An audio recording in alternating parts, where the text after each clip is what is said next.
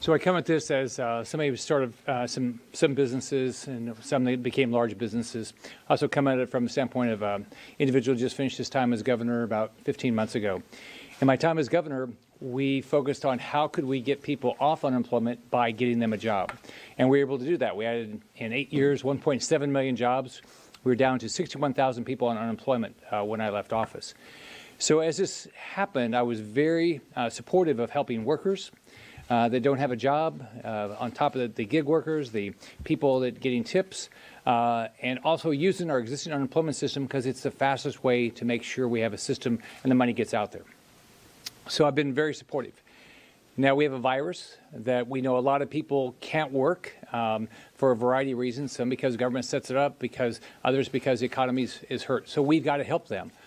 But the moment we can go back to work, we cannot create an incentive for people to say, I don't need to come back to work because I can do better someplace else. These employers are going to need these workers to rebuild this economy. So we cannot be paying people more money on unemployment than what they would get paid in their job. So I'm very supportive of this amendment. It's the right thing to do. I know we still have a lot of work to do to get this get the coronavirus behind us. But the moment that happens and we can reopen this economy, we have got to get people back to work so we can rebuild this economy. And it's like what Tim said. People want to work, but don't create the wrong incentive. And if we do, we're going to hurt a lot of businesses and a lot of families in this country. Senator, this is not a drafting error. This was deliberately negotiated with Republican senators, with the White House, with the Democratic senators. So if this is not changed at all, are you going to force the Senate to go through all the procedural steps to get to a final vote? I am very hopeful that we will get this done very quickly. I think the American people need the resources in this bill. But let me just reinforce why this drafting error, I hope, is so important. I know some disagree with that, but I like to do math, and sometimes I do it kind of fast, but let me just be simple with it. Someone making $15 an hour in South Carolina, working 40 hours a week, makes $600. If you're unemployed, you can get up to $326. You get half your income. So that $600 wage now becomes $300 in unemployment. What the federal government does is it comes in and puts $600 on top of that $300. So now, instead of making $600 when you were working, you're now making $900 not working. How long do you stay in unemployment if you're making 50% more than you were working? The answer, 16 weeks. We believe, I hope that this was an actual error. This bill needs to be done without any question. I think we can get it done here today, and I believe that we'll have an amendment, I pray, in just a couple hours. Senator Graham, why do you think it's not a drafting error? Senator Graham, why do you think it's not a drafting error? Well, I'm hoping it is, but we'll know in a little bit, because the Democrats will say, yeah, you're right, let's fix that. And we should know about the time you write your stories and this gets out. So here's the point for me. I think we've done absolutely the worst thing we could do to stabilize the economy.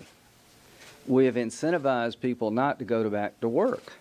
That is I just can't imagine the effect in South Carolina and other places when you realize you're getting $24 an hour on unemployment.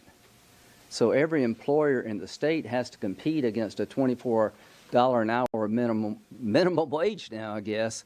And isn't the smart thing to make people whole up to about $50,000 and aggressively contain the disease and get the economy open as soon as we can? That's the smart thing. Senator Graham, Senator Scott, either one of you guys probably answer this question, actually. So is the fix, either as a drafting fix or as an amendment, to cap this at 100% of your income then? That's the fix? Yes, that's simple. Okay. So what we're asking for is really simple. The American people do not think you should get paid more money to not work than to work.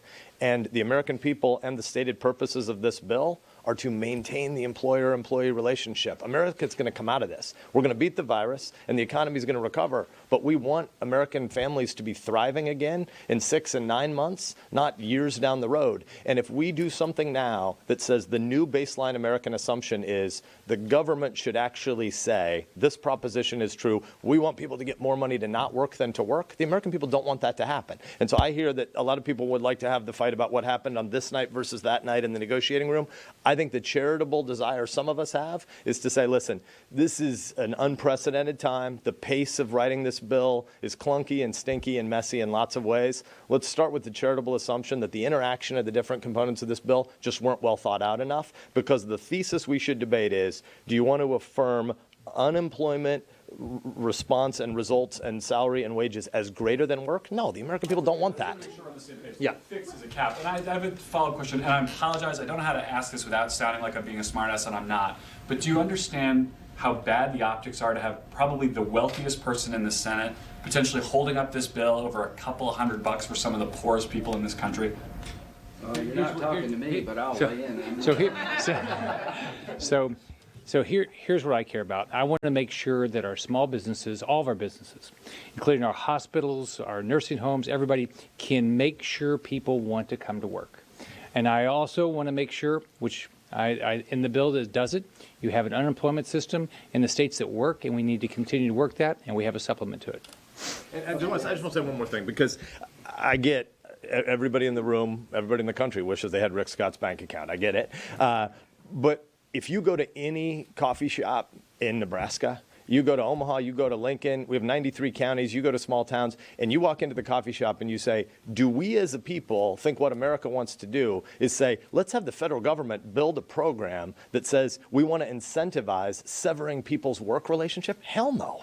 People believe in work. Work has dignity. Work gives us purpose. Work is how we provide for our families. Work is how we love our neighbors. We want to affirm the worker in America. Working people in America don't want a government that comes in and says, actually, people in D.C. know better than you, and it'd be better to sever your employment relationship. Nobody wants that.